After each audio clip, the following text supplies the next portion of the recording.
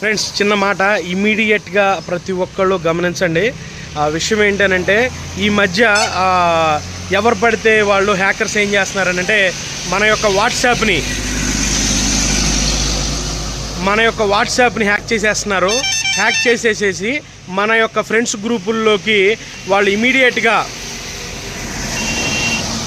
Group ఐకాన్ని మార్చేస్తున్నారు. ఆ ఐకాన్ని మార్చడం కూడా ఎలా పెడుతున్నారనంటే ఎస్బీఐది ఆఫర్ వచ్చింది, పాయింట్స్ వచ్చినాయి అని చెప్పేసి అని పెట్టి కింద ఒక ఏపీకే ఫైల్ను కూడా పంపిస్తున్నారు. ఆ ఫైల్ పంపించడం వల్ల మనం ఏదో ఆఫర్ అని చెప్పేసి అని ఇమీడియట్గా నొక్కుతున్నాము. నొక్కితే మన ఫోన్ హ్యాక్ అయిపోతుంది. మన డీటెయిల్స్ అన్నీ వాటి చేతుల్లోకి వెళ్ళిపోతున్నాయి. అకౌంట్ డీటెయిల్స్ కూడా వాటి చేతుల్లోకి వెళ్ళిపోతున్నాయి. ఇమీడియట్గా మీ యొక్క గ్రూప్స్లో ఎవరైనా కానీ ఇలా ఎస్బీఐతో మార్చి గనక ఐకాన్ పెడితే ఇమీడియట్గా ఆ గ్రూప్ నుంచి బయటకు వచ్చేసేయండి. వాడు హ్యాకర్ చేస్తున్న పని ఇది.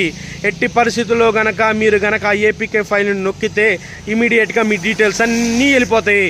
ప్రతి ఒక్కరు గమనించండి. నిన్నే మా తెలిసిన వాళ్ళకి ఇలాగే జరిగింది.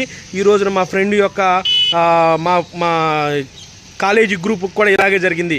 దయచేసి ఎట్టి పరిస్థితుల్లో కూడా ఈ విషయాన్ని అందరూ గమనించండి. దీనికి సంబంధించిన ఫోటోలు కూడా నేను కింద పెడతాను. ప్రతి ఒక్కరు గమనించండి. గమనించి ఎంతమందికి వీలైతే అంతమందికి షేర్ చేయండి. అది బాగా ఎక్కువైపోయింది. ప్లీజ్ ప్రతి ఒక్కళ్ళు కూడా షేర్ చేయండి. లేకపోతే మీ ఫ్యామిలీ ఫోటోలు వాడి చేతుల్లోకి వెళ్ళిపోతాయి. ఆ ఫ్యామిలీ ఫోటోల్ని మార్పింగ్ చేస్తాడు, బట్టలు లేకుండా పెడతాడు, పెట్టి మీకే బ్లాక్మెయిల్ చేస్తాడు. రెండోది మీ అకౌంట్ డీటెయిల్స్ వెళ్ళిపోతాయి. అంతేకాదు మీ పేరు మీద అనేక మందిని డబ్బులు అడుగుతాడు. ఇంకా రకరకాలుగా ఎలా చేయాలంటే అలాంటి స్కాములు చేస్తాడు. ఎట్టి పరిస్థితుల్లో కూడా వాటిని డౌన్లోడ్ చేయొద్దు. ఇమీడియట్గా అలాగే ఎస్బీఐతో కనుక ప్రొఫైల్ కనుక క్రియేట్ అయితే ఇమీడియట్గా లాగౌట్ అయిపోండి.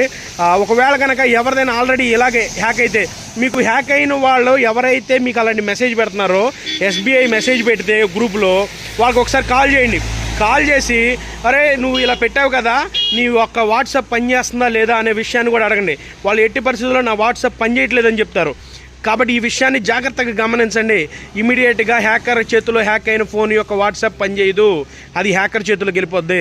ప్రతి ఒక్కరు గమనించి ఇమీడియట్గా ఫ్యాక్టరీ రీసెట్ ఆల్ కొట్టేసేయండి. మీ వాట్సాప్ మళ్ళీ డౌన్లోడ్ చేయండి. లేకపోతే మీ అకౌంట్ డీటెయిల్స్, మీ ఫోటోలు అన్నీ వెళ్ళిపోతాయి. ఇమీడియట్గా ఈ విషయాన్ని అనేక మందికి షేర్ చేయండి.